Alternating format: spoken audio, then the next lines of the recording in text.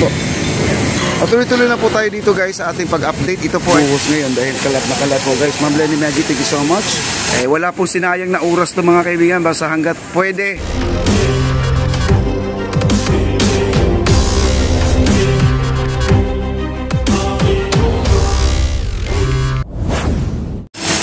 Okay guys, ito na po ay malapit na po mapuno ang kanilang lagayan, no?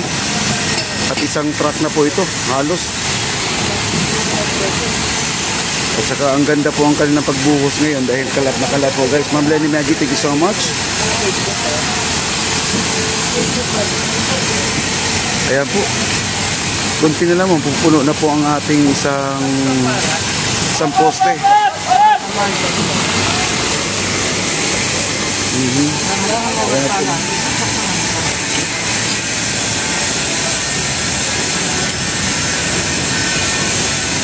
At sa kabila, meron na pong ano doon.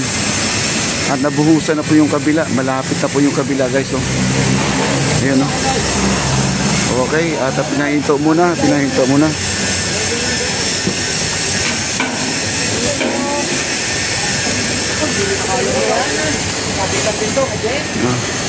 Ayan po, at medyo malabo po ating ilaw guys kasi pakurap-kurap po guys. No?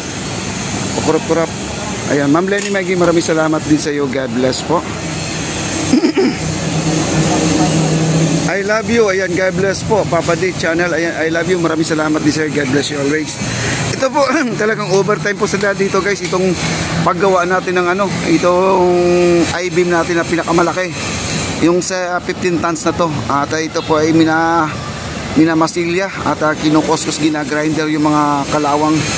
Ito ay pinapahira na po ng ating primer. At malapit na po ito matapos. Medyo nangangalahati naman. Itong kabila napahira na primera na. Tapos sa kabila naman na primeran din.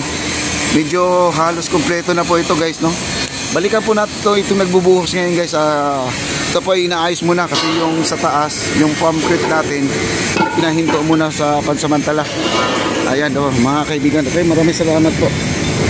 At tuloy-tuloy na po tayo dito guys sa ating pag-update. Ito po ay talagang tuloy-tuloy po ang ating pag-welding, pagdugtong nitong ating ang ating I-beam.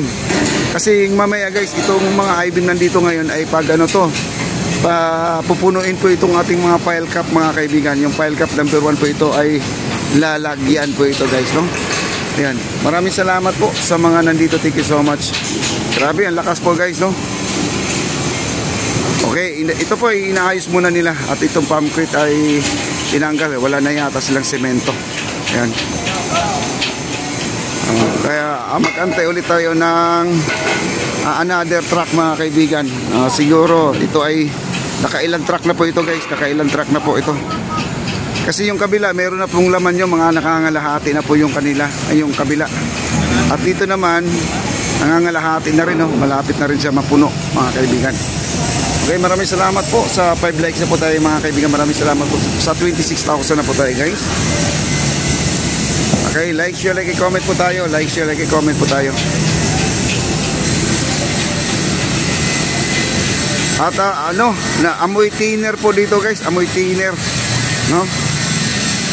Wow. At dito po, balik lang muna tayo dito. Dito kasi ito po ay inaayos pa nila guys, no? At mag-aantay muna tayo ng panibagong panibagong truck ulit.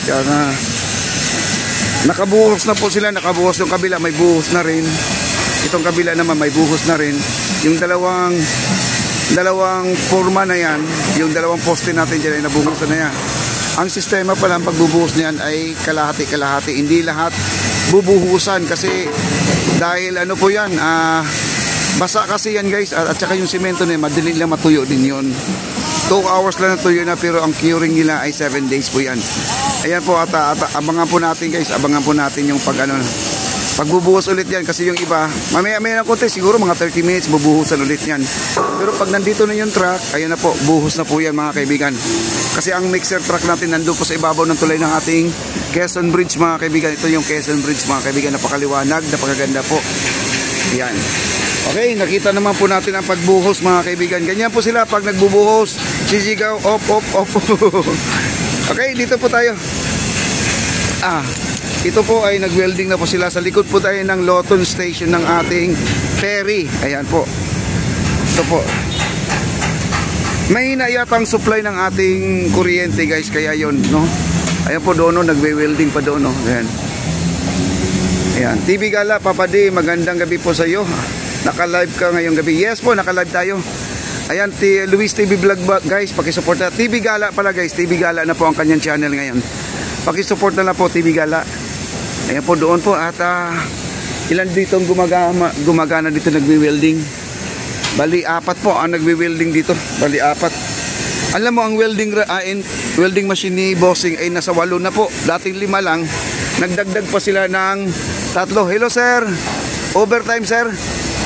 Pero makikita nyo bakit madilim dyan? Maliwanag naman. Ay, shout out to sa mga pugi natin dyan. Ayun po. Ay. Oo. Ayun, taga-Antique. O, taga-Antique daw, shout out po guys. Ayun po sila. Oh. Sila po ay nagwi-welding. Talagang minamadali po nila to. Kasi kahit na hindi po nila matapos ngayon to, kasi ang ating file cap po ang una nilang bubuhusan ngayon. Nandyan na po ang ating truck. Di ko lang alam kung may laman pa yung nasa itaas ang ating mixer. Ayan po ang mixer sa itaas po. Ang gusto ko sana umakyat doon, ang problema di po tayo makakakit kasi dito po sa Amdamyo itong scaffolding na yung inassemble dito kadadaan guys. Dito kadadaan ito. Yan, nakita mo yung inakyatan niya, oh, diyan kadadaan. Kaya mahirap po dumaan dito guys, no? Mahirap dumaan. Ngayon ito na po ay gagamitin po nila to guys. Ayun, oh, dinugtong na po nila. Ayan, dinugtong na po nila. Ayan, dudugtong. Ayan, ito na po ang gagamitin nila. Itong pumpcrete. Ito yung extension guys. Ito napakahaba to. Ito subayin po natin.